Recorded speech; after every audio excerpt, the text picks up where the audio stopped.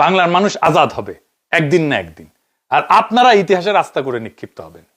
10ই আগস্টের আগ পর্যন্ত আমাদের সবার মনে, আপনিও চিন্তা করে দেখেন, আপনার মনেও সমস্ত জাতির মনে একটা স্বপ্ন জাগরুক ছিল যে ছাত্র জনতার বিপ্লব আমাদের শুধু স্বাধীনতাই এনে দেয়নি, বরং আমাদের সামনে একটা নতুন বাংলাদেশের অপার সম্ভাবনার দুয়ার খুলে দিছে। এবং নিঃসন্দেহে সবার মনে তখন ভবিষ্যতের কাণ্ডারি হিসেবে যে একক নেতৃত্বের নাম উচ্চারিত হচ্ছিল সেটা তারেক রহমান, আমার মনে। আর দল হিসাবে বেগম খালেদা জিয়ার বিএনপি। আমার কাছেও আমাদের চোখে একটা সেদিন ছবি ভাসতেছিল, ইমাম খামেনি যে বিমান থেকে অবতরণ করতেছে, কালজয়ী সেই ছবিটা। লাখো মানুষের ঢল নামবে বিমানবন্দরের পথে, সব মানুষের, আমরাও যাব। কিন্তু তারপর দল হিসাবে বিএনপি করলোটা কি? আমাদের স্বপ্নকে ছেড়ে দিল শাহবাগীদের হাতে, ছাত্রীদের হাতে।